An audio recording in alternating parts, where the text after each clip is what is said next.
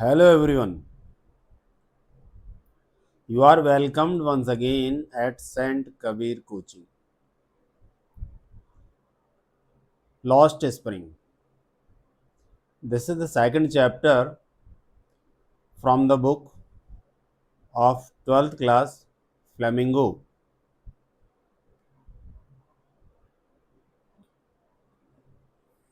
Lost Spring.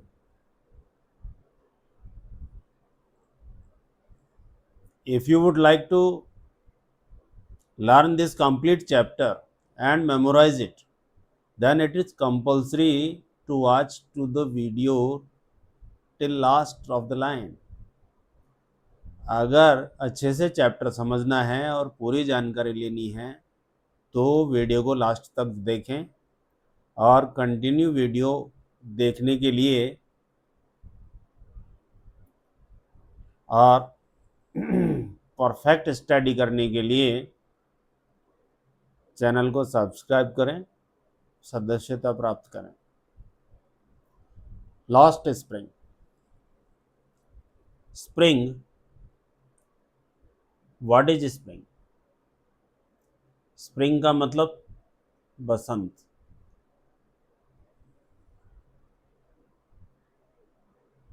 Spring season, बसंत ऋतु। The season of creating new leaves. Here, in this chapter, the author discusses about the childhood, infancy of a child which has lost. खोया हुआ बसंत, बसंत खो चुका है। In this chapter, there is an emotional story about a boy who is rag picker and how he struggled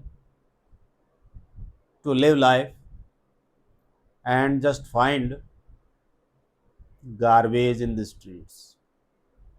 How he approached to the conclusion of his life, we will study. इस chapter में बहुत ही मार्मिक चित्रण है। एक लड़का है जो कचरा चुगता है और किस तरह से अपने जीवन के निष्कर्ष पर पहुंचता है, स्टोरी में पढ़ेंगे। समटाइम्स आई फाइंड अ रूपी इन द गार्बेज। ये एक आउटलाइन है जो इस चैप्टर में मिलेगी। कभी कभी मुझे कचरे में 1 रुपये का सिक्का मिल जाता है। Why do you do this? I ask Sahib, whom I encounter every morning scrounging for gold in the garbage dumps of my neighborhood. Who is I here? I is the speaker, or we can say is the author. आई जो है यहाँ जो बोल रहा है, वक्ता जो है, ये स्पीकर जो है, ये लेखक है। ये एक नेगोशिएशन है, कम्युनिकेशन है, बातचीत चल रही है। Why do you do this? तुम ऐसा क्यों करते हो? तुम यह काम क्यों करते हो? आई आस्क साहेब, मैं साहेब से पूछता हूँ। whom I encounter every morning, जिससे मेरी मुलाकात होती है प्रत्येक सुबह। एनकाउंटर, एनकाउंटर का मतलब होता है, वैसे एनकाउंटर का मतलब होता है मुठभेड़। मुठभेड़ यानी आमने सामने टक्कर होना। यहाँ टक्कर से मतलब रोजाना आमने सामने मुलाकात होती है। मैं साहिब से पूछता हूँ, whom जिसको या जिससे आई एनकाउंटर एवरी मॉर्निंग, मैं हर सुबह एनकाउंटर करता हूँ यानी मिलता हूँ। Scrounging for gold in the garbage, जो गार्बेज में यानी कचरे में गोल्ड ढूंढता रहता है। कचरे में सोना तलाश करता रहता है। ऑफ माई नेबरहुड, मेरे पड़ोस में। लेखक कहता है कि मेरे पड़ोस में कचरे के ढेर में एक लड़का जिसका नाम साहेब है, वो सोना ढूंढता रहता है। कचरे में सोना, बात समझ में नहीं आ रही। क्या है ये सोना, अभी समझ में आएगा आगे। Saheb left his home long ago. Saheb ने अपना घर बहुत पहले छोड़ दिया था। यानी साहेब उस लड़के का नाम है जो रैग पिकर है। Set amidst the green fields of Dhaka. यानी साहेब ने बहुत लंबे समय पहले अपना घर छोड़ दिया था और ढाका के हरे खेतों में वो सेट हो गया था, रहने लगा था। His home is not even a distant memory. और उसका जो घर है वो दूर दूर तक उसकी यादों में नहीं है। Means he does not know whether he is a house. वो ये जानता ही नहीं है, या उसको कोई जानकारी नहीं कि कभी उसके कोई घर भी रहा होगा या उसका कोई घर भी है। There were many storms. काफ़ी तूफान आते थे वहाँ पर। That swept away their fields and homes. जो उनके घर और खेतों को उड़ा ले गए। यानी जहाँ वो रहता था वहाँ अक्सर तूफान आते थे जो उनके घर और खेतों को बर्बाद कर देते थे। His mother tells him. उसके माँ उसे बताती है। यानी साहेब ने लेखक को बताया कि उसकी माँ अक्सर उसे बताती है कि उनके घर और खेत जो है तूफान में उड़ गए, ख़त्म हो गए। That's why they left. यही कारण है कि उन्होंने अपना घर छोड़ दिया। Looking for gold in the big city. और बड़े शहरों में सोने की तलाश में आ गए। Where he now lives. जहाँ वो अभी रहता है। शहर में सोने की तलाश में आ गए। नहीं, सोना किसको कह रहे हैं ये? गार्बेज को, कचरे को सोना कह रहे हैं। I have nothing else to do. मैं कुछ नहीं करता, मेरे पास करने के लिए कुछ नहीं है। हे मोटर्स। वह बोलता है। मोटर का मतलब होता है धीमी आवाज में बोलना, विस्पर।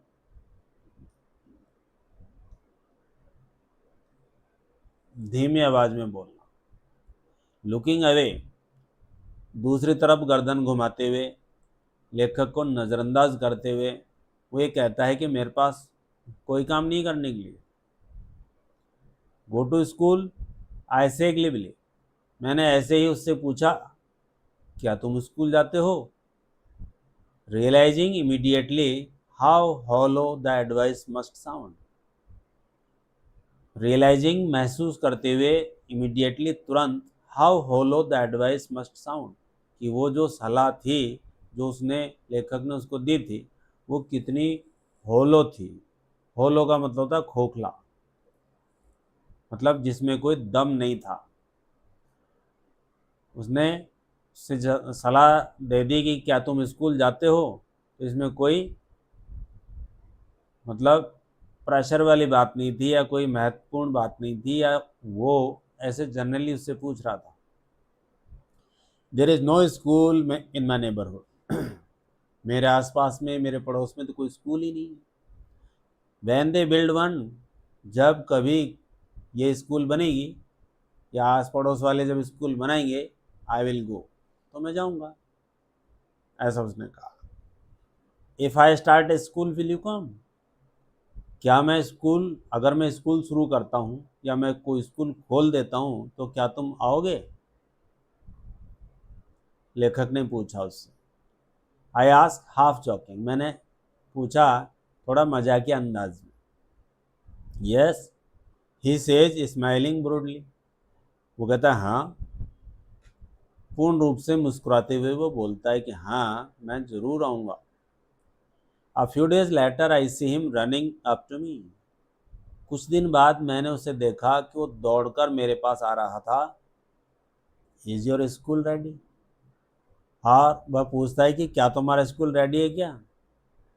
यानी वह उस बात को सीरियसली ले रहा था। It takes longer to build a school. School बनाने में काफ़ी समय लगता है। आई से एम्ब्रास्ड, हताश होते हुए, eight having made a promise, और उससे वादा करते हुए, दैट वाज नॉट मीन्ड, जिसका कोई मतलब नहीं था। यानी लेखक ने उससे ऐसे ही काल्पनिक वादा कर दिया जिसका कोई मतलब नहीं था कि स्कूल बनने में बेटा बहुत वक्त लगता है। I say embarrassed at having made a promise, मैंने उसे हताश किया और एक वादा किया जिसका कोई मतलब नहीं था। यानी जो उसने वादा किया था स्कूल बनाने का, वो बेकार था, बेसलेस था। बट प्रोमिजेज लाइक माइन, लेकिन मेरे जो वादे हुआ करते हैं, abound in every corner of his bleak world, जो मैंने वादा किया, ऐसे वादे उसको कई लोग करते थे इस संसार के अंदर जो भी उससे मिलते थे। यानी लेखक ये कहना चाह रहा है कि ऐसे लोगों से अधिकतर लोग केवल टाइम पास के लिए बातें करते हैं, उनकी क्वेरीज लेते हैं, कई वादे करते हैं, लेकिन वो वादे पूरे नहीं किए जाते हैं। यानी यहाँ गरीब झुग्गी झोंपड़ी वाले लोगों की लाइफस्टाइल कैसी होती है और किस तरह से लोग उनको एक एंटरटेनमेंट का माध्यम बना लेते हैं, ऐसी बात बताई जा रही है। After months of knowing him, after months of knowing him, कई महीने की उसकी पहचान के पश्चात, यानी कई महीने से मैं उसको जान रहा था या जान चुका था, उसके बाद में I ask him his name, मैं उससे उसका नाम पूछता हूँ। यानी कई महीने की मुलाकात के बाद कई महीने तक वो आपस में मिलते रहे, उसके बाद वो उससे पूछता है, उसका नाम पूछता है लेखक, साहिब ए आलम, साहिब ए आलम नाम है उसका। ही अनाउंसेज, वह कहता है, he declares his name Sahib e Alam, he does not know what it means, लेकिन वो ये नहीं जानता कि इसका मतलब क्या होता है। साहिब आलम का मतलब क्या होता है, इसका वो अर्थ नहीं समझता। इफ़ ही न्यू, अगर वो इसका मतलब जानता, if he new it's meaning, अगर वो इसका मतलब जानता तो क्या होता, लॉर्ड ऑफ द यूनिवर्स, ब्रह्मांड का देवता, deity of the world, not world, universe, ब्रह्मांड यानी पूरे ब्रह्मांड का देवता, ये मतलब होता है साहिब आलम का। He would have a hard time believing it, तो इस बात पर विश्वास करने में उसे काफ़ी मुश्किल होती, या वो इस बात को बड़े मुश्किल से विश्वास करता है कि ऐसा उसका नाम हो सकता है क्या। Unaware of what his name represents, वो अनजान था इस बारे में कि उसके नाम का मतलब क्या है या उसका नाम किस चीज़ को प्रस्तुत करता है। ही रोम्स द स्ट्रीट्स, वह गलियों में घूमता फिरता है, विद हिज फ्रेंड्स, अपने दोस्तों के साथ, an army of bear foot boys, एक नंगे पैर घूमने वाले लड़कों की एक आर्मी। आर्मी का मतलब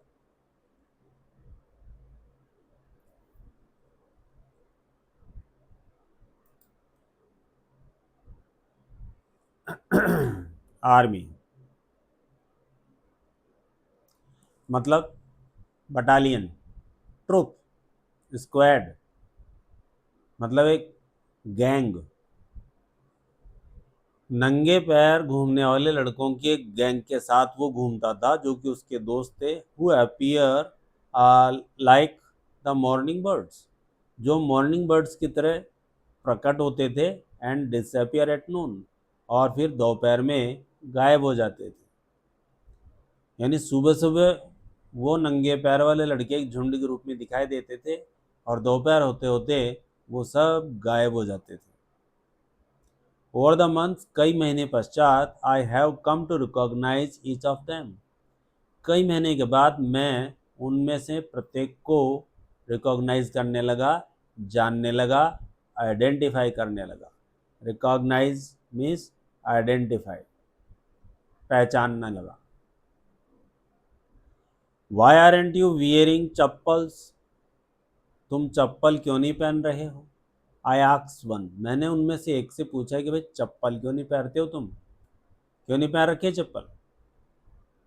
तो एक जवाब देता है, my mother did not bring them down from the shelf, यानी मेरी माँ जो है उन चप्पलों को शेल्फ से नीचे ही नहीं उतारती। यानी ऊपर कुछ जो शेल्फ होती है, जिसको अपन बोल सकते हैं दराज होती है, या ऊपर कमरे के अंदर वस्तुएं रखने के लिए जो जगह होती है उसको शेल्फ बोलते हैं, वहाँ से मम्मी उतार के ही नहीं देती। ही आंसर सिंपली, वो सीधी सी भाषा में जवाब देता है कि मम्मी उतार के देती नहीं। इवन इफ शी डिड, अगर वो उतार के दे भी देती तो he will throw them off, तो वो उनको फेंक देगा। एड्स अनदर, इन्हें दूसरे लड़के ने जवाब दिया कि सर, अगर इसकी माँ इसको उतार के दे भी देती है ना तो ये उन चप्पलों को फेंक देता है। एड अनदर, दूसरा व्यक्ति या दूसरा लड़का जोड़ के बताता है, हु इज वियरिंग शूज, जिसने जूते पहन रखे थे, दैट डो नॉट मैच, जो मैच नहीं करते थे। मैच नहीं करते थे मतलब उसके नाप के वो जूते नहीं थे, या उसने कोई नए जूते नहीं खरीदे थे, वही कचरे के ढेर से कोई लंबे किसी बड़े साइज के या अलग अलग रंग के ऐसे कुछ जूते थे जो उसने शायद कचरे के ढेर से उठाए थे, ऐसे जूते उसने पहन रखे थे। When I comment on it, जब मैंने उसके बारे में या उन जूतों पर मैंने कमेंट किया यानी कोई प्रतिक्रिया की, ही सफल्स, तो वो थोड़ा हिचकिचा गया, थोड़ा अनईजी महसूस किया। Shuffles means to feel uneasy. His feet and says nothing, तो फिर उसने अपने पैरों को थोड़ा छुपाने की कोशिश की और कुछ नहीं बोला। आई वांट शूज, मैं जूते चाहता हूँ। सेज अ थर्ड बॉय, तीसरा लड़का जो था उसने कहा कि मेरे को भी जूते चाहिए। Who has never owned a pair all his life, जिसने अपने पूरे जीवन में कभी भी एक जूते का जोड़ा नहीं लिया था।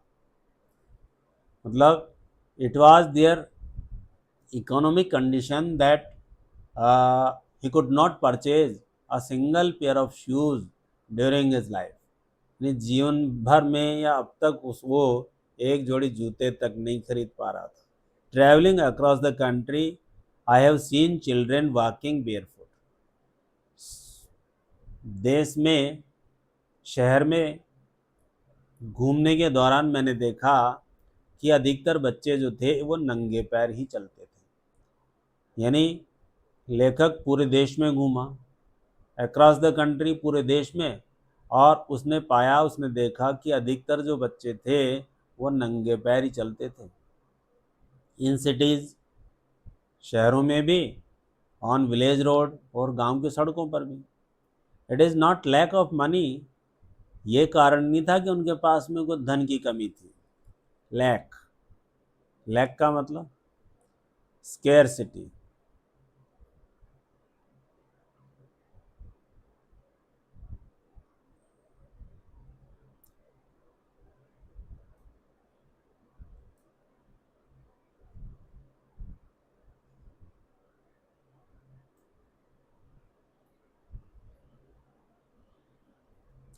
स्केर्सिटी मीन्स डेफिशिएंसी, मतलब शॉर्टेज। शॉर्टेज, डेफिशिएंसी, स्केर्सिटी मतलब लैक। यानी ऐसा नहीं था कि उनके पास धन की कमी थी या पैसे नहीं थे, बट ए ट्रेडिशन, लेकिन ये एक ट्रेडिशन था, कल्चर था, फैशन था, टू स्टे बेयरफुट, नंगे पैर चलना या नंगे पैर रहना। इज वन एक्सप्लेनेशन, ये एक व्याख्या, यानी किसी ने लेखक को बताया कि भाई यहाँ नंगे पैर चलने का फैशन है, चाहे शहर हो या गांव हो, वहाँ कोई जूते चप्पल नहीं पहनता। आई वंडर, मुझे बड़ा आश्चर्य हुआ, if this is only an excuse to explain away, अगर ये केवल एक एक्सक्यूज था किसी चीज़ को समझाने के लिए, ए प्रिपेचुअल स्टेट ऑफ पॉवर्टी, जबकि वास्तविकता ये थी कि एक गरीबी का स्तर था। यानी ये तो समझाने के लिए था भाई, फैशन था वहाँ पे कि सब नंगे पैर चलते थे।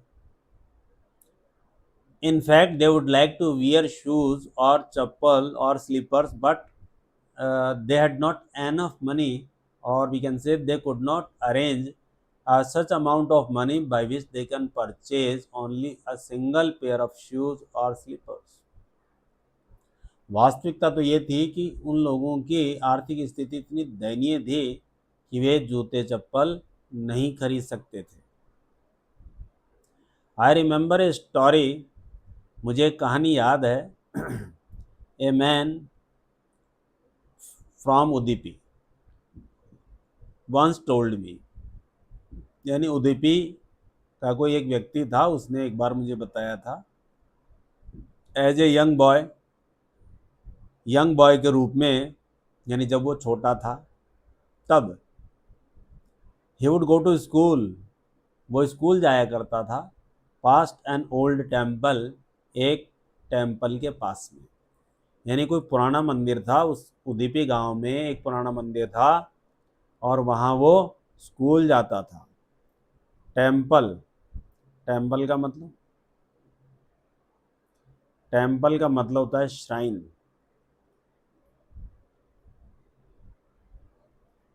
मतलब मंदिर। यानी उदीपी गांव में एक मंदिर था और वहाँ वो स्कूल जाता था। Where his father was a priest, और वहाँ उसके पिताजी जो थे उस लड़के के, वो प्रिस्ट थे, पुजारी थे, पूजा करते थे। He would stop briefly at the temple, वो उस मंदिर में थोड़ी देर के लिए रुकता था। And pray for a pair of shoes, और एक जोड़ी जूतों के लिए प्रार्थना करता था।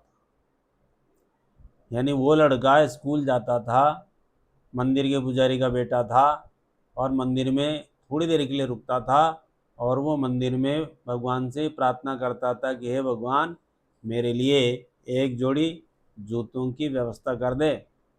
लोग भगवान से पता नहीं क्या क्या मांगते हैं, वो खाली एक जोड़ी जूते मांगता था।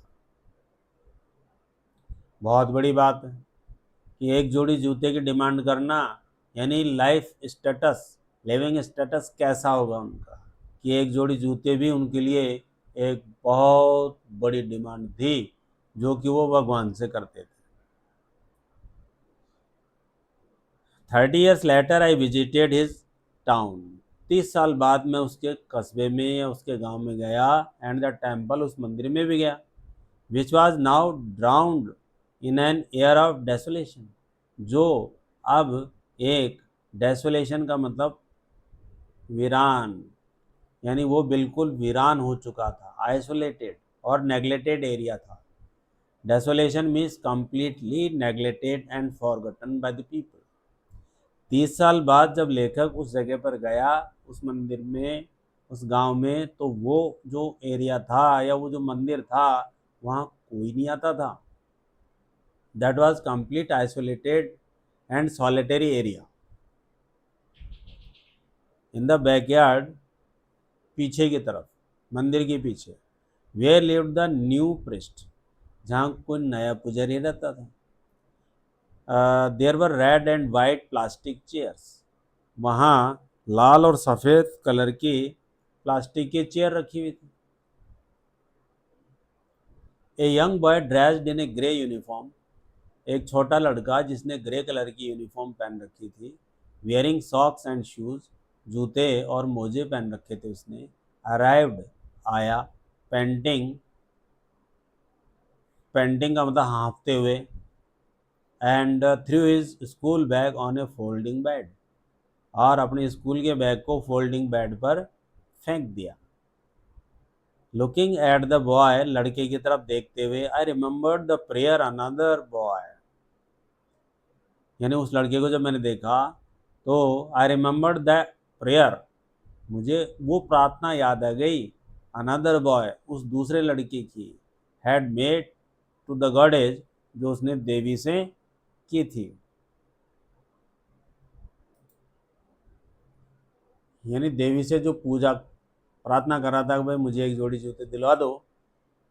ये बात उसको याद आ गई। When he had finally got a pair of shoes, और अंत में उसको एक जूतों का जोड़ा मिल भी गया। Let me never lost them, अब मैं इनको कभी नहीं खोऊंगा। The goddess had granted his prayer, देवी उसकी प्रार्थना स्वीकार कर चुकी थी। Young boys like the son of the priest, young boys छोटे बच्चे, like the son of the priest यानी पुजारी के बच्चे, नाउ वोर शूज, वो जूते पहनते थे। But many others like the rag pickers, लेकिन यानी पुजारी के जो बच्चे थे वो तो जूते पहनते थे। कहने का मतलब पुजारी की जो इकोनॉमिक कंडीशन थी वो अच्छी थी, लेकिन बाकी जो लड़के थे जो रैग पिकर्स थे, रैग पिकर्स यानी वो कचरा चुगने वाले, रैग का मतलब था कचरा, रैग पिकर कचरा चुगने वाले, इन माई नेबरहुड, मेरे आस पड़ोस में जो रहते थे कचरा चुगने वाले, वो शूलेस थे यानी वो जूते नहीं पहनते थे। My acquaintance with the barefoot rag pickers leads me to Seemapuri, my acquaintance, मेरी जो एक्वाटेंस थी, एक्वाटेंस का मतलब होता मुलाकात, मतलब encounter, meeting, with the barefoot rag pickers, नंगे पैर वाले कचरा चुगने वाले लड़कों से जो मेरी मुलाकात होती थी, ये मुलाकात मुझे सीमापुरी की तरफ ले गई। यानी वह उन लड़कों के पीछे पीछे सीमापुरी चला गया। अभी सीमापुरी क्या है? A place on the periphery of Delhi, ये एक स्थान है प्रिफेरी ऑफ दिल्ली, दिल्ली के दहलीज पर, yet miles away from it, और उससे काफ़ी मील आगे, मेटाफॉरिकली यानी एक उपमा या जिसे कह सकते हैं एक रूपक के रूप में था कि दिल्ली बहुत दूर थी उनसे। दोज हु लिव हेयर, जो लोग यहाँ रहते हैं, are squatters who came from Bangladesh, वो स्क्वेटर्स थे यानी रिफ्यूजी थे, शरणार्थी थे, या जिसे कह सकते हैं कि निकाले हुए थे, बहिष्कृत थे, और वो यहाँ कहाँ से आए थे? बांग्लादेश से आए थे इन 1971, 1971 में वो वहाँ बांग्लादेश से आए थे। यानी वो कौन थे? रिफ्यूजी थे, स्क्वेटर्स, refugee. Saheb's family is among them, और साहेब का परिवार भी उनमें से एक था। यानी बांग्लादेश से शरणार्थी थे जो यहाँ आकर बस गए थे और कचरा उठाते थे, कचरा चुगते थे।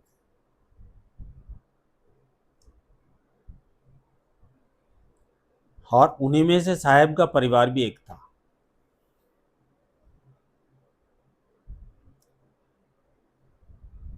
Seemapuri was then a wilderness, Seemapuri जो था एक वास्तव में वाइल्डरनेस था, यानी बिल्कुल जंगली इलाका था, सुनसान, वीरान। It still is, but it is no longer empty, लेकिन ये स्थान भी अब खाली नहीं था। कहने का मतलब the most of area of Seemapuri had filled with these squatters, refugees, और we can say rag pickers, भर गया था वो एरिया भी।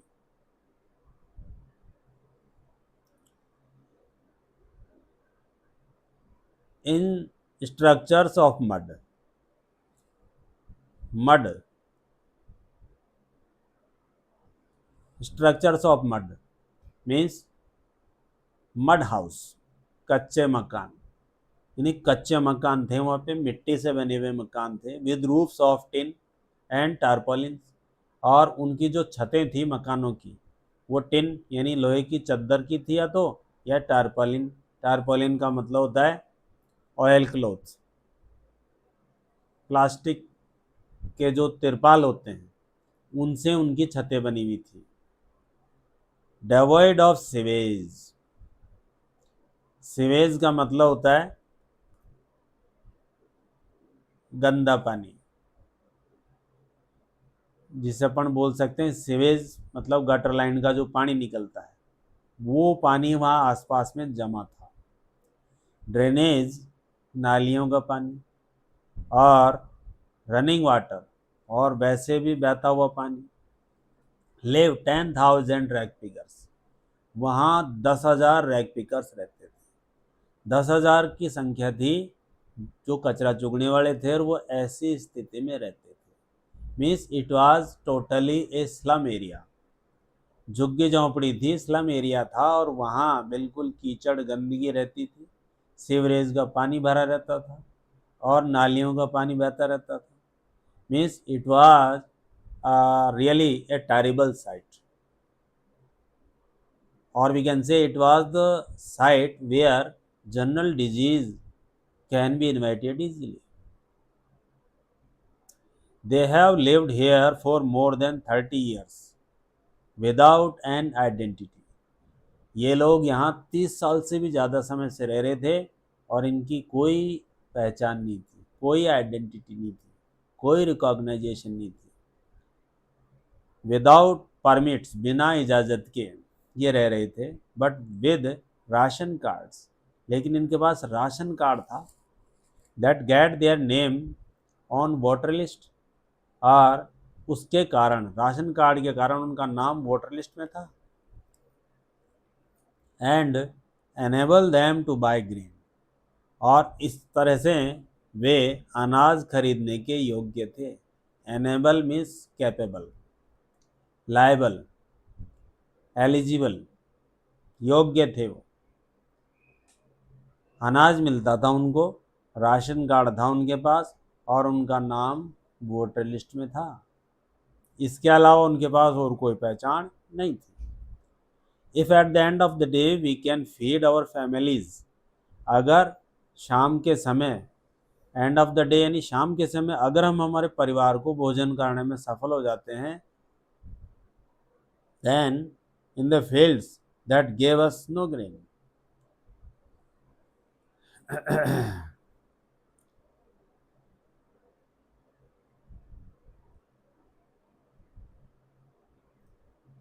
food is more important for survival, जिंदा रहने के लिए भोजन बहुत ज़रूरी होता है। देन एन आइडेंटिटी, एक पहचान, यानी पहचान से ज़्यादा ज़रूरी है भोजन चाहिए। If at the end of the day, अगर दिन के अंत में we can feed our families, अगर हम हमारे परिवार का पेट भरने में सफल हो जाते हैं, एंड गो टू बेड, और आराम से सो जाते हैं, विदाउट एन एक्किंग स्टोमक, बिना पेट दर्द के, यानी बिना पेट दर्द के शाम को अगर हम भोजन करके सो जाते हैं, तो ये हमारे लिए एक बहुत बड़ी बात है। We would rather live here than in the fields, हम यहाँ ज़्यादा अच्छे तरीके से रह रहे हैं उन खेतों के बजाय that gave us know grain, जो हमें कोई अनाज नहीं दे रहे हैं।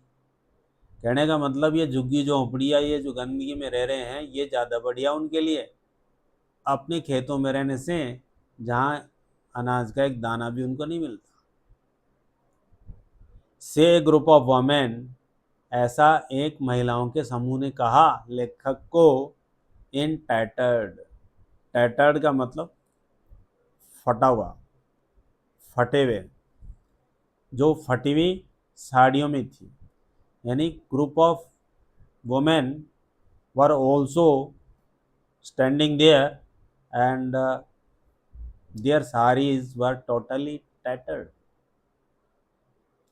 व्हेन आई आस्क्ड देम, जब मैंने उनसे पूछा, why left their beautiful land of green fields and rivers, कि उन्होंने अपनी सुंदर मातृभूमि, जो हरे हरे खेतों से, नदियों से भरी हुई थी, उसको उन्होंने क्यों छोड़ दिया, क्या कारण था।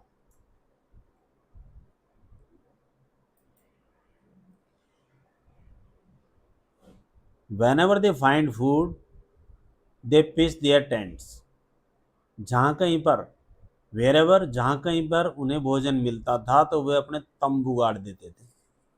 पिच का मतलब था गाड़ देना, टेंट यानी तंबू। दैट बिकम ट्रांजिट होम्स, जो उनके लिए ट्रांजिट होम बन जाते थे या सुखदायक घर बन जाते थे या चलायमान घर होते थे उनके। जहाँ भोजन मिल जाए वहीं वे अपने टेंट लगा के रहने लग जाते थे। Children grow up in them, और उन्हीं टेंट्स में बच्चे बड़े हो गए उनके। बिकमिंग पार्टनर्स इन सर्वाइवल, और वो बच्चे उनके सर्वाइवल में यानी आजीविका कमाने में वो भी उनके पार्टनर बन गए। यानी जो कुछ वो करते थे वही उनके बच्चे करने लग गए, कचरा चुगने लग गए। And survival in Seemapuri means rag picking. Survival का मतलब था सीमापुरी में कचरा चुगना, यानी वो कचरा उठाने वाले थे, कचरा चुगने वाले थे। थ्रू द ईयर्स, कई वर्षों से, it has acquired the proportion of a fine art, यानी कई वर्षों से यह एक सुंदर कला बन गई थी, कचरा चुगना। Garbage to them is gold, garbage to them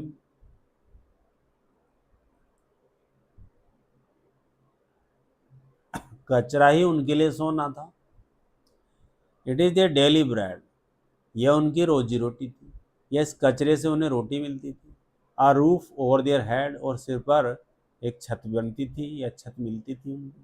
even if it is a leaking roof, भले ही ये लीकिंग रूफ हो, उस छत से पानी गिरता हो, लेकिन छत थी। But for a child it is even more, और एक बच्चे के लिए तो ये बहुत अधिक फैसिलिटी थी कि एक छत तो है जहाँ वो उसको घर बोल के वहाँ जाके बैठ जाता है। आई समटाइम्स फाइंड अ रूपी, मैं कई बार एक रुपया प्राप्त कर लेता हूँ, या मुझे कई बार कभी कभी 1 रुपया मिल जाता है। इवन ए 10 रुपी नोट, कई बार 10 रुपये का नोट भी मिल जाता है। साहिब सेज, साहिब कहता है, हिज आइज लाइटिंग अप, और ऐसा कहते समय उसकी आंखों में एक चमक आ जाती है कि कभी मुझे 1 रुपया मिलता है और कभी तो 10 का नोट भी मिल जाता है। When you can find A silver coin in A heap of garbage, और जब तुम्हें कचरे के ढेर में एक चांदी का सिक्का मिल जाता है तो यू डोंट स्टॉप स्क्राउंजिंग, तो तुम क्या कचरा चुगना रोकते नहीं हो। For there is hope of finding more, क्योंकि यानी अगर एक चांदी का सिक्का मिल जाए तो वो फिर कचरा चुगना या कचरे में कुछ ढूंढना रोक नहीं देते, क्योंकि उम्मीद और बढ़ जाती है कि हो सकता है एक और मिल जाए। It seems that for children garbage has a meaning different from what it means to their parents, ऐसा लगता है बच्चों के लिए कि गार्बेज का जो मतलब है वो कुछ अलग है from what it mean to their parents, यानी उनके माता पिता उस गार्बेज का कुछ जो मीनिंग अलग समझ रहे हैं और उनके लिए इसका कुछ मीनिंग अलग है कचरे का। For the children it is wrapped in wonder, बच्चों के लिए it is wrapped in wonder, यानी बच्चों के लिए तो बड़े आश्चर्य की बात है कि वो इसी में लिपटे रहते हैं। रैप्ड का मतलब होता है लिपटना, यानी उसी के साथ खेलते हैं, उसी के साथ बैठे रहते हैं। For the elders it is a means of survival, लेकिन जो बड़े लोग हैं, रैग पिकर्स हैं, उनके लिए ये एक उनकी रोजी रोटी है, livelihood.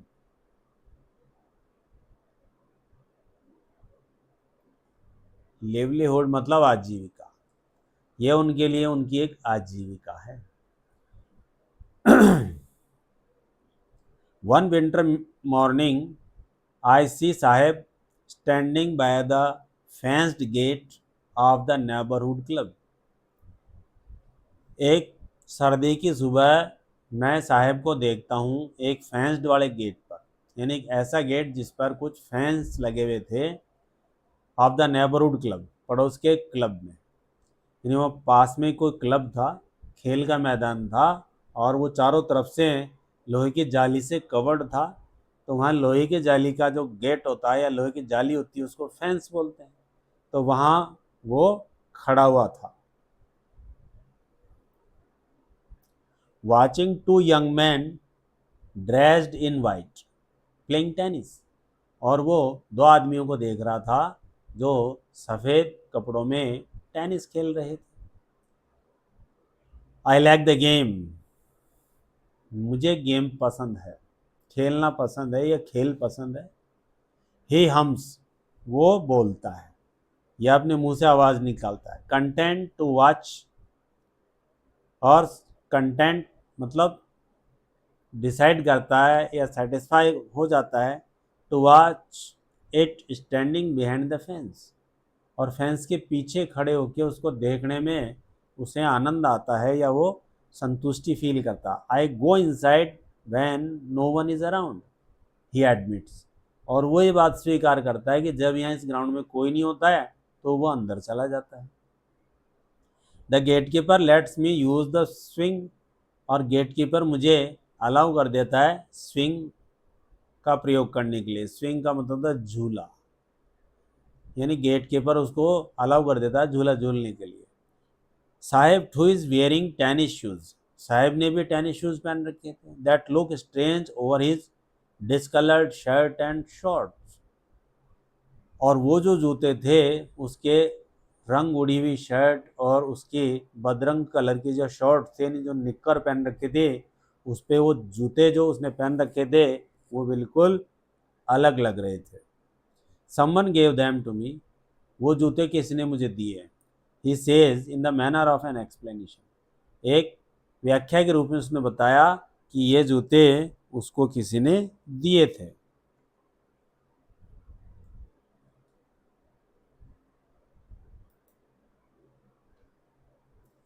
The fact that they are discarded shoes, वास्तविकता तो ये थी कि वो डिस्कार्डेड शूज़ थे, यानी रिजेक्टेड शूज़ थे ऑफ सम रिच बॉय, यानी कि किसी धनवान लड़के के द्वारा फेंके गए या रिजेक्ट किए हुए वो जूते थे। Who perhaps refuse to wear them, जिसने उनको पहनने से शायद मना कर दिया हो। Because of a hole in one of them, क्योंकि उनमें से एक के अंदर कोई छेद हो गया था। डज नॉट बॉदर हिम, उस बारे में उसने सोचा ही नहीं कि इतना से छेद से क्या होता है, उसके लिए तो बहुत बढ़िया बात थी। For one who has walked barefoot, यानी जो व्यक्ति नंगे पैर चलता हो और उसको अगर एक छेद वाला जूता मिल जाए तो उसके लिए तो बहुत बड़ी अचीवमेंट है। Even shoes with a hole is a dream come true, एक छेद वाला जूता मिल जाना उसके लिए एक सपना साकार होने के बराबर था। But the game he is watching so intently, लेकिन जिस खेल को वो बड़े ध्यान से देख रहा था is out of his reach, लेकिन वो खेल उसकी पहुंच से काफ़ी दूर था। This morning Saheb is on his way to the milk booth, आज सुबह साहेब जो था मिल्क बूथ की तरफ जा रहा था, यानी दूध की डेयरी की तरफ जा रहा था। In his hand is a steel container, और उसके हाथ में एक स्टील कंटेनर था, यानी एक स्टील की कोई केटली वगैरह थी। I now work in A tea stall down the road, मैं अब एक टी स्टॉल पर चाय की थड़ी पर काम करता हूँ, थोड़ा आगे सड़क पर। ही सेज, वह कहता है, पॉइंटिंग इन द डिस्टेंस, दूर इशारा करते हुए बताता कि देखो वहाँ एक चाय की थड़ी है, वहाँ मैं काम करता हूँ। हम पेड 800 रुपीज़, मुझे 800 रुपये दिए जाते हैं। एंड ऑल माई मील्स, और मुझे मील यानी भोजन, ऑल माई मील्स का मतलब दोनों टाइम या 3 टाइम जितनी बार भी वो भोजन करता है उसको भोजन मिलता है। ब्रेकफास्ट लंच और डिनर मिलता है और 800 रुपये मिलते हैं। Does he like the job, क्या उसको जॉब पसंद है। आई आस्क, मैं फिर पूछता हूँ। हिज फेस, उसका चेहरा, I see, has lost the carefree look, यानी अब उसके चेहरे पर से जो वो केयर फ्री लुक थी, यानी जो अल्हड़ जो विचार थे उसके, यानी पहले वो बिल्कुल स्वतंत्र रूप से जीता था, वो भाव उसके चेहरे से गायब हो चुके थे। The steel container seems heavier, then the plastic bag, वो स्टील का जो कंटेनर यानी जो दूध की केटली जो थी स्टील वाली वो ज़्यादा भारी थी। देन द प्लास्टिक बैग, उस प्लास्टिक के थैले से ही वुड कैरी, जिसको वो ले जाता था, सो लाइटली, बड़े आसानी से या बड़े हल्के तरीके से, और इस शोल्डर, अपने कंधे पर टांग कर। यानी जब वो कचरा चुगता था उस समय कचरे का जो बोरा होता था उसको वो बड़े आसानी से कंधे पर उठाकर ले जाता था, और उस समय उसके चेहरे पर कोई चिंता फिक्र वाली मार्क्स नहीं होते थे। जबकि इस समय उसको 800 रुपये भी मिल रहे हैं, 3 टाइम का खाना भी मिल रहा, लेकिन वो खुश नहीं था। Means there were not the sense और symptoms of any kind of satisfaction on his face, उसके चेहरे पर किसी प्रकार के संतुष्टि के भाव नहीं थे। The canister belongs to the man, ये कैनिस्टर जो है उस आदमी के हैं। Who owns the tea shop, जिसकी चाय की दुकान है। Saheb is no longer his own master, Saheb is no longer his own master, यानी साहेब जो था वो अब अपना मालिक नहीं था। यानी जब वो कचरा चुगता था उस समय तो खुद सेठ था वो, जस्ती जब चुगता था और जस्ती जब रख देता था, लेकिन अब वो अपना मालिक खुद नहीं था। Means now he had become the servant, अब वो नौकर बन गया था।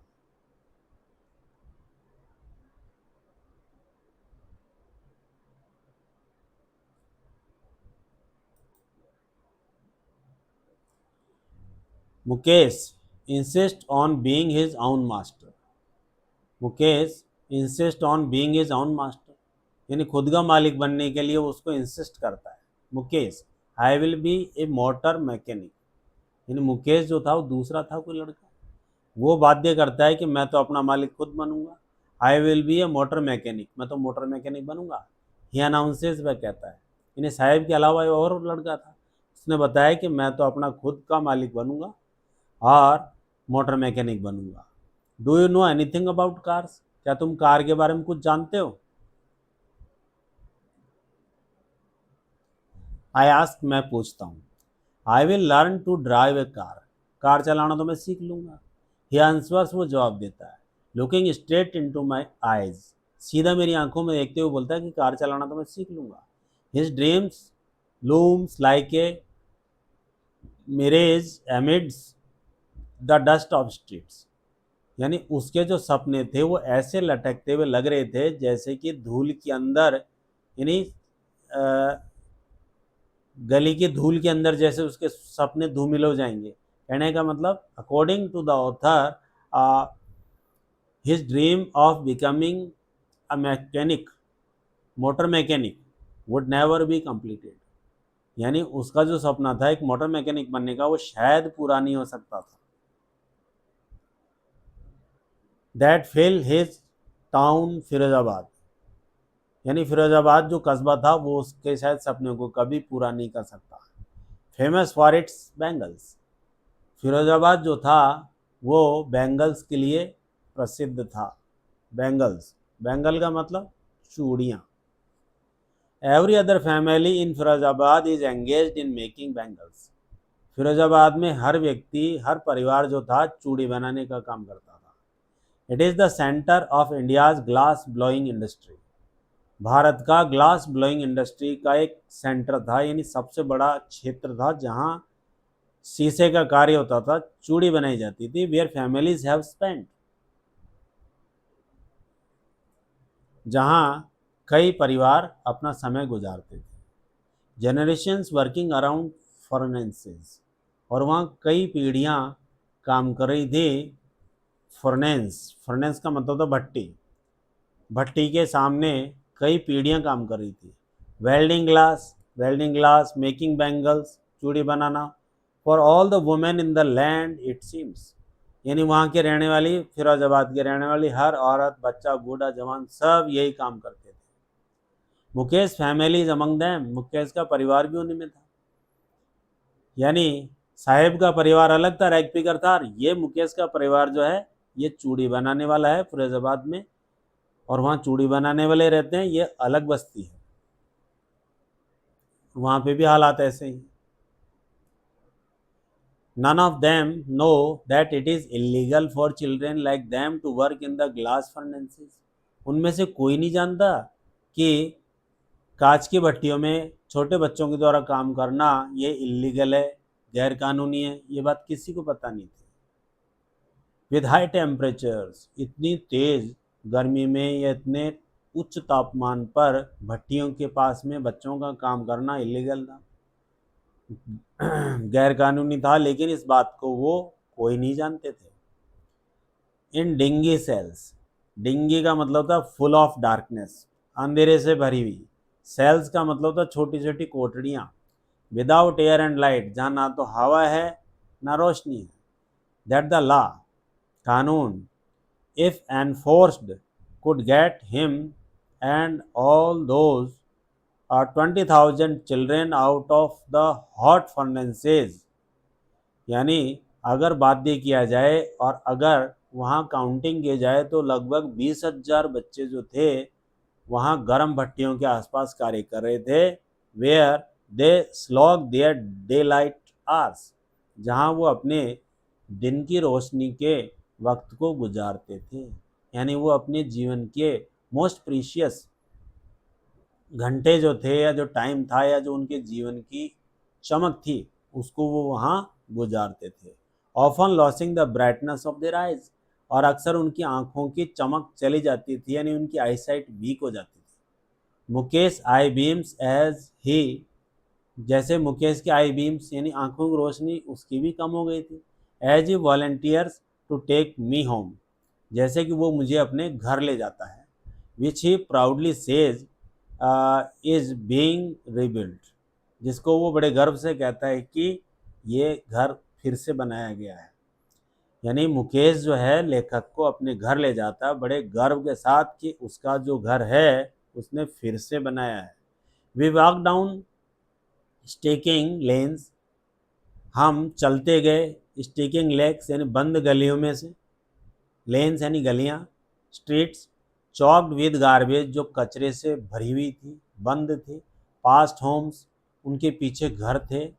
दैट रिमेन होवली, होवल्स, जो होवल्स की तरह लग रहे थे। होवल्स का मतलब था दड़बे, जैसे ऐसी जगह जैसे कुत्ता जहाँ रहता है केवल एक एंट्रेंस होता है बाकी कोई जगह नहीं, चारों तरफ से कवर्ड, ऐसे वो दड़बे बने हुए थे। With crumbling well, crumbling walls, और उनकी जो दीवारें थी वो आपस में अंदर घुसी हुई थी, यानी बहुत छोटे छोटे घर थे।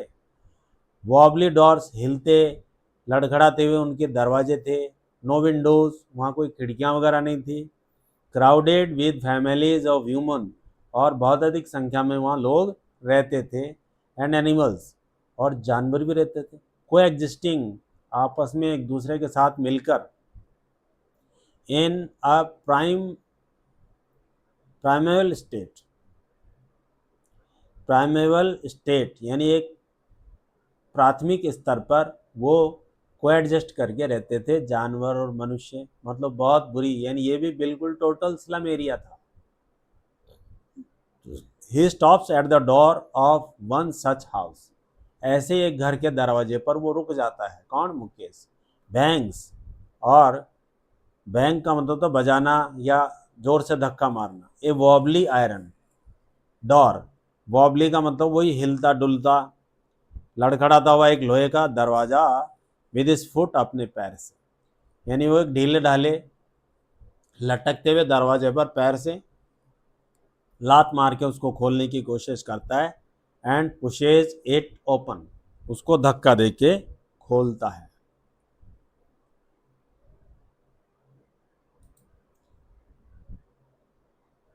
We enter a half built shack, हम अंदर प्रवेश करते हैं हाफ बिल्ट शैक, यानी आधा बना हुआ एक घर, आधी दीवारें थी उसकी, ऐसी जगह वो प्रवेश करता है। In one part of it, इसके एक भाग में थैच्ड, थैच था, थैच का मतलब था छान, घास फूस की छत, छान थी। विद डेड ग्रास, सूखी घास की, यानी एक पोर्शन पर सूखी घास से छत बना रखी थी। इज अ फायरवुड स्टोव, और वहाँ एक फायरवुड स्टोव था, यानी चूल्हा था। Over which sits a large vessel of sizzling spinach leaves, और उस पर एक बड़ा सारा बर्तन रखा हुआ था।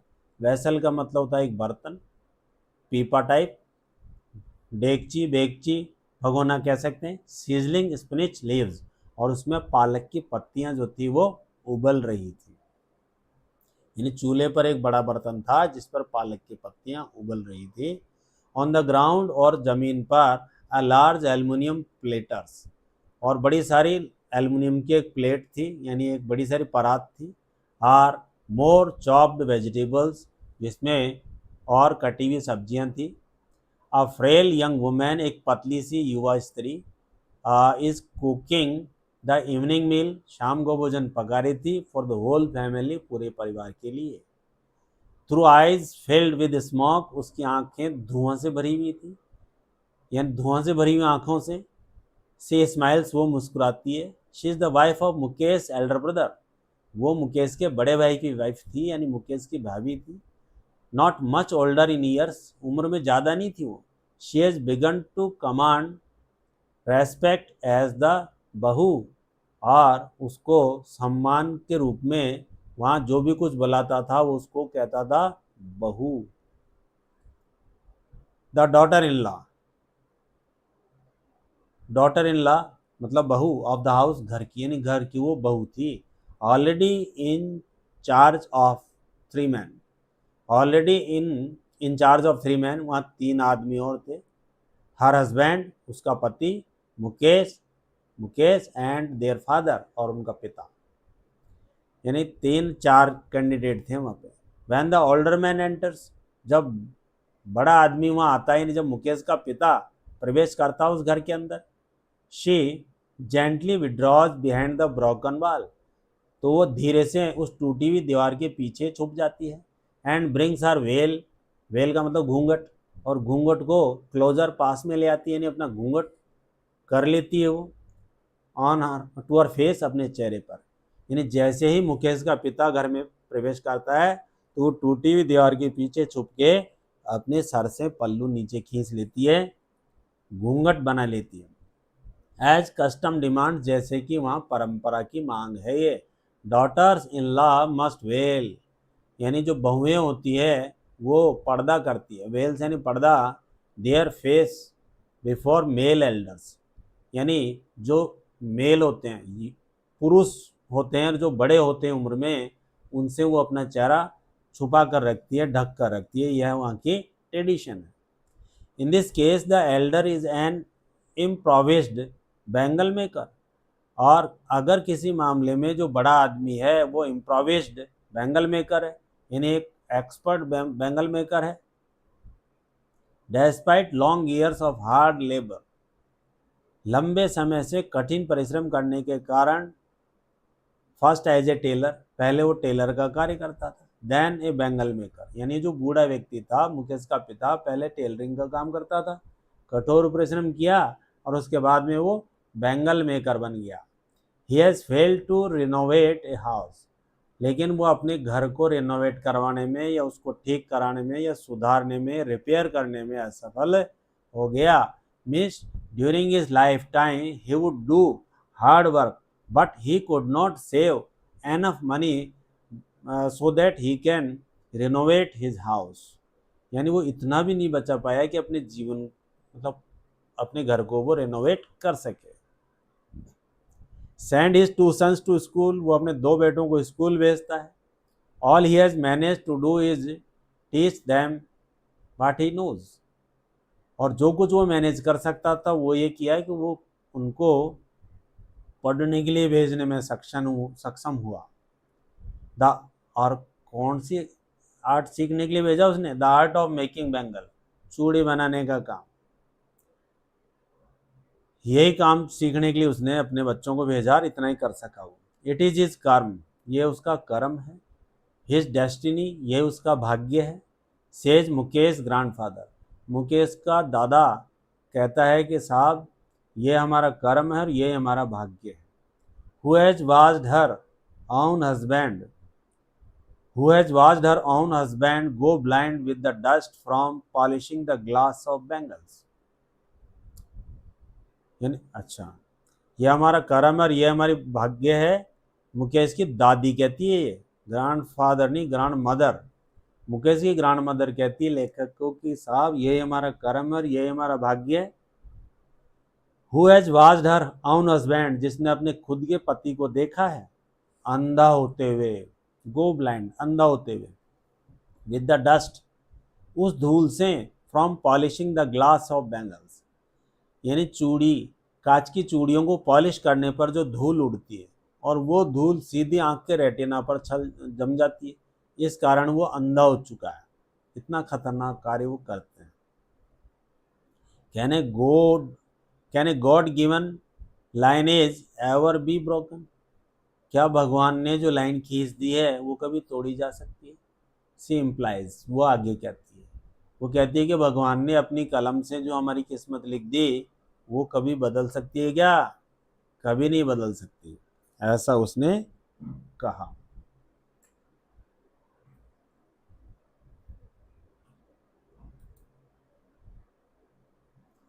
Born in the caste of bangle makers, चूड़ी बनाने वालों की जाति में पैदा होकर, they have seen nothing but bangles, उन्होंने और कुछ नहीं देखा, केवल चूड़ियाँ देखी। इन द हाउस, घर में, इन द यार्ड, बरामदे में, इन एवरी अदर हाउस, और प्रत्येक आसपास के घर में, एवरी अदर यार्ड, प्रत्येक किसी दूसरे अहाते में या बरामदे में, एवरी स्ट्रीट इन फिरोजाबाद, और फिरोजाबाद की हर गली में, स्पायरल्स ऑफ बैंगल्स, केवल चूड़ियों के ही ढेर लगे हुए हैं।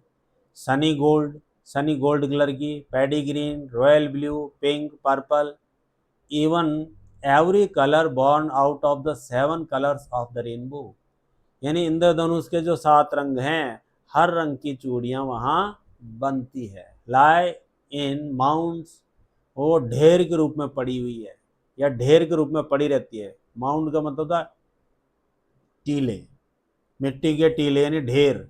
इन अनकैम्प्ड यार्ड, अनकैम्प्ड यार्ड यानी बिना ढके हुए यार्ड यानी बरामदे में, are piled on 4 wheeled hand cart, और उनके ढेर लगे हुए रहते हैं या ढेर लगा दिए जाते हैं, पाइल का मतलब ढेर, ऑन 4 व्हील्ड कार्ट, 4 पहिए वाली कार्ट, कार्ट का मतलब गाड़ी जो बैलों से खींची जाती है, या पुश्ड बाय यंग मैन, या युवा व्यक्ति उसको खींचते हैं, अलोंग द नैरो लेन, उन सकड़ी गलियों में, ऑफ द शांति टाउन, उस शांति टाउन में यानी शांति कस्बे में, 4 पहिए वाली ठेलियाँ जो पुरुष खींचते हैं और उनके ऊपर चूड़ी के बड़े बड़े ढेर देखे जा सकते हैं। एंड इन डार्क हटमेंट्स, और उस अंधेरे हटमेंट्स के अंदर यानी झोंपड़ियों के अंदर, next to line of flames of flickering oil lamps, और वहाँ तेल की छोटी छोटी चिमनियाँ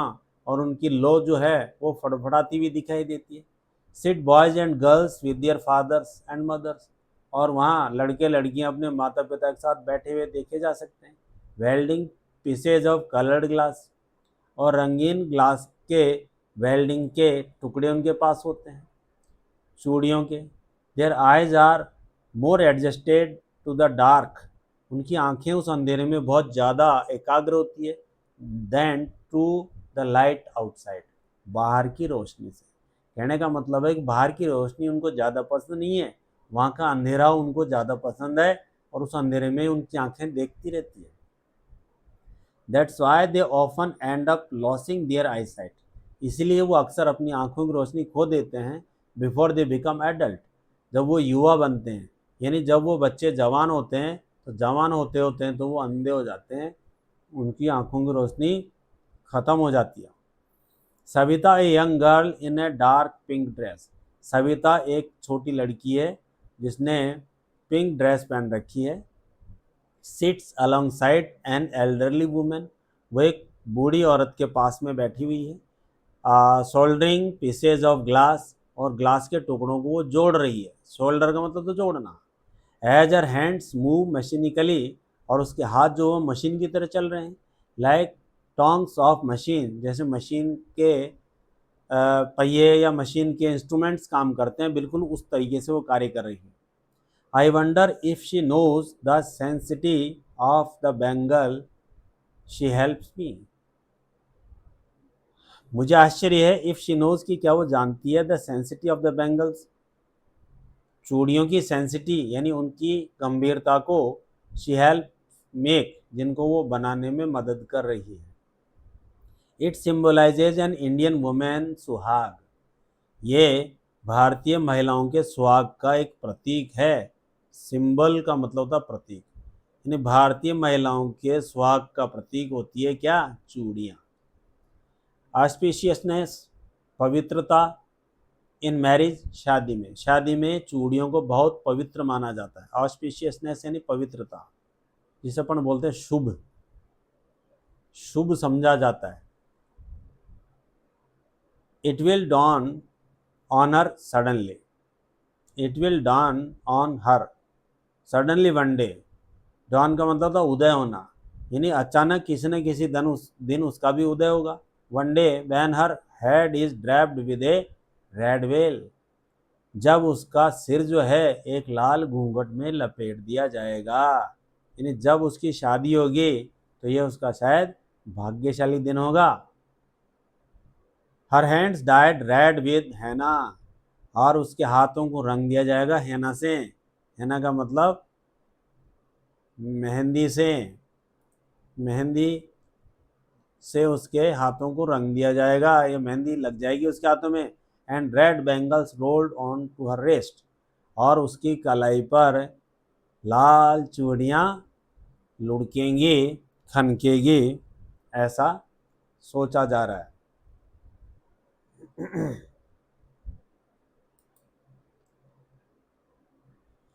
she will then become a bride, फिर वो एक दुल्हन बनेगी। Like the old woman beside her, वो एक जो बूढ़ी औरत उसके पास में बैठी हुई थी उसकी तरह। Who became one many years ago, जो कई साल पहले बनी थी। यानी एक बूढ़ी औरत उसके पास में बैठी थी, उसने कहा कि मैं भी कई साल पहले दुल्हन बनी थी, ऐसे ही ये भी दुल्हन बनेगी। She still has bangles on her wrist, आज भी उसके हाथों पर चूड़ियाँ हैं। But no light in her eyes, लेकिन आंखों में रोशनी नहीं है। एक वक्त सर भर खाना भी नहीं खाया, एक वक्त शेर भर खाना भी नहीं खाया, यानी एक बार में शेर भर यानी 1 किलो भोजन भी नहीं खाया ढंग से। सी सेज, वह कहती है, in a voice drained of joy, एक ऐसी आवाज़ जिसमें खुशी झलक रही हो। कहने का मतलब during her life time she would not eat much food which would satisfy her curiosity, यानी वो कभी मन भर के भरपेट भोजन भी नहीं मिला और पूरा जीवन गुजार दिया। She has not enjoyed even one full meal in her entire lifetime, यानी पूरे जीवन काल में उसने एक बार भी कभी भरपेट खाना नहीं खाया। दैट्स वाट शी हैज़ रीप्ड, जो कुछ उसने काटा है। हर हस्बैंड, उसके पति ने, an old man with the flying beard, एक बूढ़ा आदमी जिसकी दाढ़ी फ्लाइंग कर रही है, हिल रही है, बियर्ड यानी दाढ़ी। सेज, वो कहता है, यानी उसका पति जिसकी दाढ़ी लहरा रही है, बूढ़ा आदमी, वो कहता है, I know nothing accept bangles, साहब मैं तो कुछ नहीं जानता बैंगल्स के अलावा। एक्सेप्ट मीन्स के सिवाय, instead, in spite of, bangles यानी खाली चूड़ियों के अलावा मैं कुछ नहीं जानता sir. All I have done is make a house for the family to live in, जो कुछ मैंने मेरे जीवन में किया है वो केवल एक घर बनाया अपने परिवार के रहने के लिए। हियरिंग हिम, उसकी बात सुनकर, वन वंडर्स, एक व्यक्ति आश्चर्यचकित हो जाता है। If he has achieved what many have failed in their life time, यानी उसने जो कुछ प्राप्त किया है वो प्राप्त करने में अधिकतर लोग असफल हो जाते हैं। यानी अधिकतर तो ऐसे हैं जो एक घर भी नहीं बना सकते, जबकि उसने एक घर तो बना दिया। He has a roof over his head, उसके सिर पे एक छत है। The cry of not having money to do anything, यानी कुछ भी नहीं होने की एक जो क्राई होती है, एक झील होती है, या व्यक्ति रोता रहता है कि उसके पास कुछ नहीं है और वो कुछ नहीं कर रहा है। Except carry on the business, तो वो ये कार्य कर लेता है ऑफ मेकिंग बैंगल्स, बैंगल बनाने का। यानी अगर किसी व्यक्ति के पास जीवन में कुछ करने के लिए नहीं है या उसको कुछ करने को नहीं मिल रहा है तो वो चूड़ी बनाना शुरू कर देता है। Not even enough to eat जिसके पास खाने के लिए पर्याप्त नहीं होता है। Rings in every house, rings in every home, प्रत्येक घर में वो रिंग होती है, चूड़ियाँ होती है। The young man echo echo the lament of their elders, और युवा व्यक्ति जो होते हैं वो अपने एल्डर्स का फॉलो करते हैं। Little has moved with time, थोड़ा समय के साथ आगे बढ़ गए। It seems in Firozabad, Firozabad में ऐसा लगता है। Years of mind rumbling toil, कई वर्षों का दिमाग को घुमा देने वाला कठोर परिश्रम, टॉयल यानी hard work. Have killed all initiative, वो सारे उनकी भावनाओं को मार देता है। And the ability to dream, और सपने देखने की उनकी काबिलियत है वो भी ख़त्म हो जाती है। Why not organise yourself into a cooperative, तुम एक कोऑपरेटिव यानी एक सहयोगी कोई कमिटी क्यों नहीं बना लेते। I asked a group of young man, मैंने युवाओं के एक समूह से पूछा, who have fallen into the vicious circle of middle man, जो कि एक अधेड़ उम्र के अवस्था में आ गए थे। Who trapped their fathers and forefathers, जिन्होंने अपने पिता और अपने पूर्वजों को इस जाल में फंसते हुए देखा या फंसे हुए देखा, तो वो कोई अलग कोऑपरेटिव सोसाइटी क्यों नहीं बना लेते, ऐसा लेखक ने पूछा। Even if we get organised, मान लो हम संगठित हो जाते हैं, हम कोई कमिटी बना लेते हैं, तो क्या होगा। We are the ones who will be held up by the police, तो हमें पुलिस पकड़ लेगी। बीटन, मारेगी पीटेगी। एंड ड्रैग टू जेल, घसीट कर जेल में बंद कर देगी। फॉर डूइंग समथिंग इलीगल, कि हम कुछ गैर कानूनी कार्य कर रहे हैं। यानी लेखक ने जब उनको कहा कि भाई तुम कोई यूनियन क्यों नहीं बना लेते जिससे कि तुम्हें तुम्हारे काम का पूरा पैसा मिल सके, चूड़ियाँ बनाने का, और बीच में ठेकेदार जो खा जाता है वो नहीं खा पाए, तो उन्होंने ये कहा कि अगर हम कोई कमेटी संगठित होकर कमेटी बना भी लें, अपना एक ग्रुप बना लें, तो क्या होगा, हमें पुलिस पकड़ ले जाएगी, मारेगी पीटेगी और घसीट कर जेल में डाल देगी। ये कहेगी कि हमने कोई इलीगल कार्य किया है। They say there is no leader among them, उन्होंने कहा कि हमारे बीच में कोई लीडर है नहीं जो हमें लीड कर सके, गाइड कर सके। No one who could help them, कोई नहीं है जो उनकी मदद कर सके। सी थिंग्स डिफरेंटली, और चीज़ों को कुछ अलग ढंग से देख सके।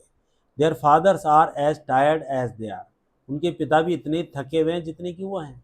दे टॉक एंडलेसली, वे अनंत बातें करते हैं।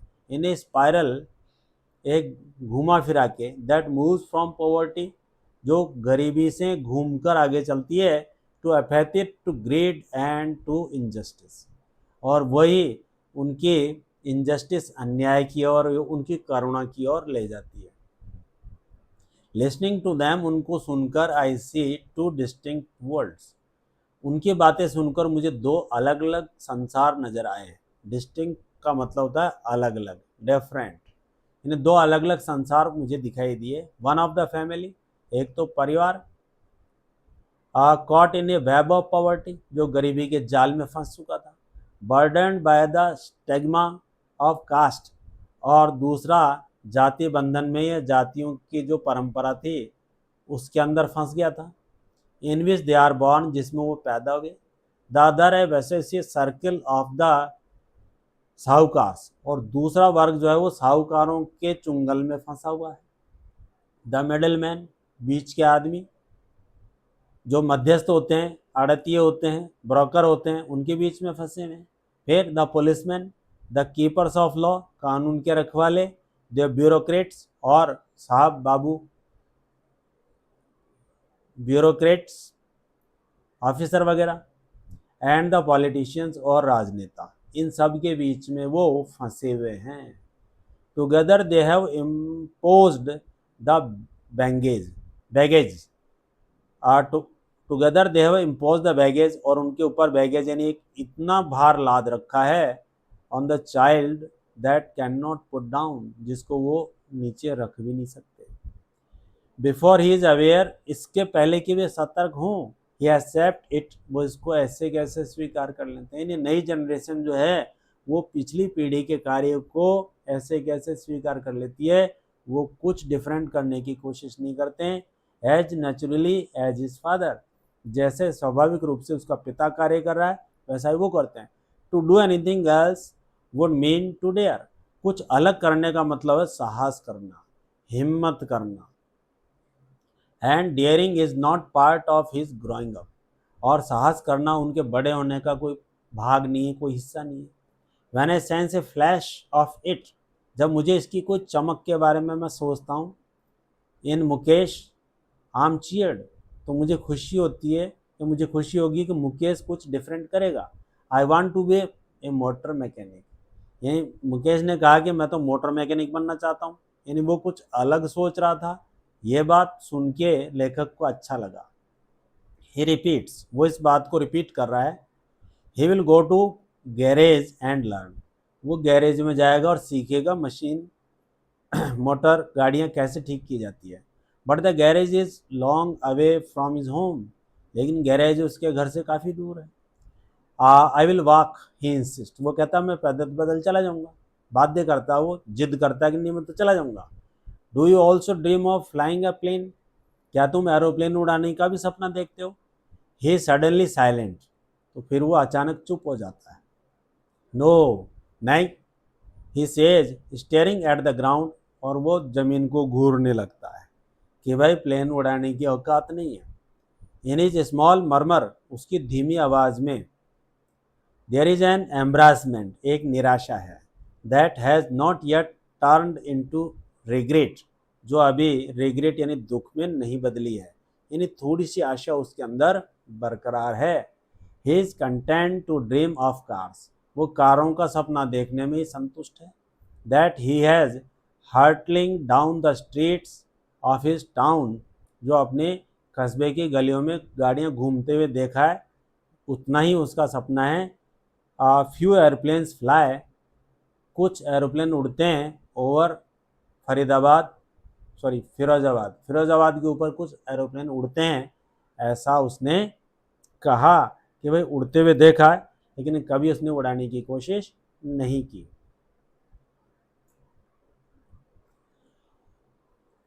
Means in this complete chapter, the author makes us introduce about the poor and sinking condition of the people in India. How the most of population of India are just living their life under the line of poverty, below poverty line. They are just living just like the slaves, the visuals, just like the animals. They don't have their necessary necessities, यानी उनकी आवश्यक आवश्यकताएं भी उनके पास उपलब्ध नहीं है। Such is the worst condition of the people of India who are just living the life of downtrodden, and no one, the policemen, the politicians, the social reformers, the barristers, no one come forward to uplift their life, यानी कोई भी उनका जीवन ऊपर उठाने के लिए नहीं आता। They just provide them only ration card and just the identity of voter ID card by which they can take their vote and just do their politics. They don't think about their welfare, but they make them the weapon, or we can say the instrument of their politics. यानी भारत के system पर प्रहार किया लिखेगा ने कि यहाँ के जो ब्यूरोक्रेट्स हैं, यहाँ के जो पॉलिटिशियंस हैं, वो कितने सेल्फिश हैं, कितने करप्ट हैं कि वे केवल इन लोगों को मजदूर, गरीब, दरिद्र बना के रखना चाहते हैं। वे इनके अपलिफ्टमेंट के बारे में, इनके सुधार के बारे में कुछ नहीं सोचते, केवल और केवल इनको उन्हीं स्थिति में रखकर इनका केवल एक्सप्लॉयटेशन करना चाहते हैं। ठीक है, इस वीडियो में इतना ही आज के लिए। Have a good day.